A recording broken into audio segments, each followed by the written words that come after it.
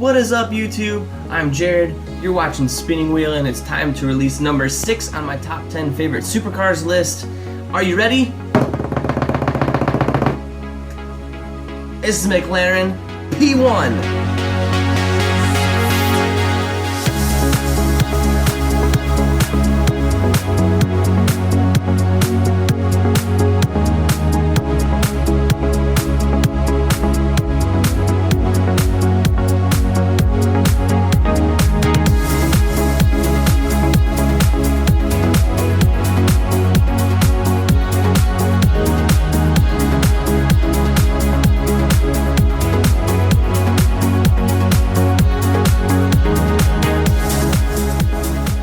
Now, before everybody gets freaked out that the McLaren P1 is only at number 6 and not number 1, this is my favorite top 10 supercars. This is not the top 10 supercars of the world, or the best top 10 supercars of the world, or the fastest top 10 supercars. This is my favorite top 10 supercars. So, there are some cars that have beat out the McLaren P1 just simply because I like them more than I like the P1.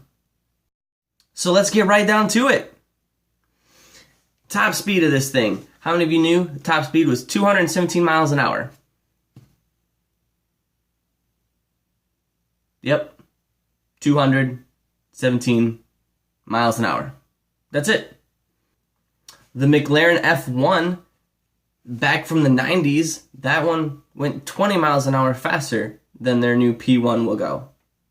This car has been electronically limited. They say it could do 243 miles an hour. I'd love to see that. I don't know why they limited it. It doesn't make any sense when you have cars like Bugatti making cars that go 263 miles an hour. Having said that, this is a hybrid. It does produce 903 horsepower altogether.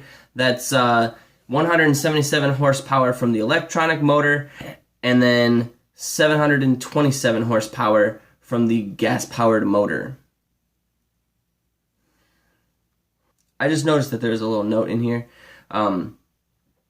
Online, the car says it has 903 horsepower, and it says that the electric motor produces 177 horsepower, and the gas-powered V-twin or V8 twin-turbo produces 727. If my math is correct, that's 904, not 903. So you do get a 7-speed dual-clutch automatic transmission, which I think helps this car out an awful lot, especially get those short 0 to 60 times. Everybody knows dual clutch is a lot faster than a regular clutch transmission, either automatic or manual. So this makes perfect sense for this car if they're just trying to smash 0 to 60 times out of the water, which they did a pretty good job of. The McLaren P1 has 5 different modes for the car. You've got E mode, which is 100% electric motor. Normal, which is probably a little bit more power than that. There's Sport, which is still probably a little bit more power than that. There's Track, and that gives you probably a little bit more than Sport. And there's Race, so 5. Race. Race gives you the full power.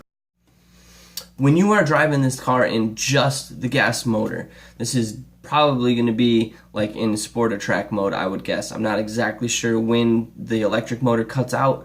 Anyways, when you are using just the 100% gas motor, there is a button that McLaren has put in the car. It's called the IPAS, stands for Instant Power Assist System. Or it's not a boost button or like a NOS button, but it might feel like it. What it does is when you push the button, it adds the power of the electric motor, so 177 horsepower gets added to what you're already using, so you can go blisteringly fast if you need to pass that annoying semi-truck on the highway, or if you're racing your buddy and you're just like, ha ha ha, I'm going as fast as I can. No, I'm not. Bye-bye.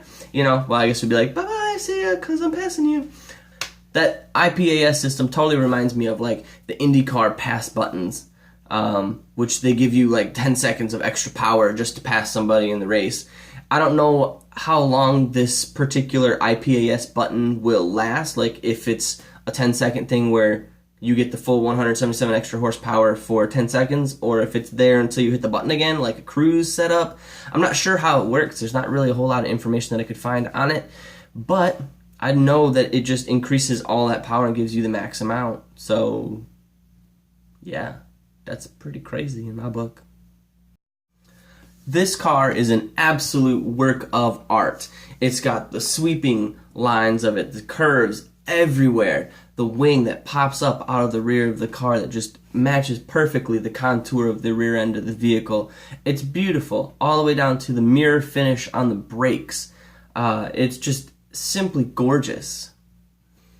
The rear wing, like I said, is hydraulic. It'll go up to a whole foot above the car to help out with increased aerodynamics, downforce, and also it serves as an air brake to slow down the car from high speeds. That's incredible.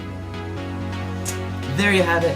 That was number 6 on my top 10 supercars list, the McLaren P1. And stay tuned to McLaren because they apparently are releasing a GTR model, which is going to cost you $3 million. And it's only going to be able to use on the track.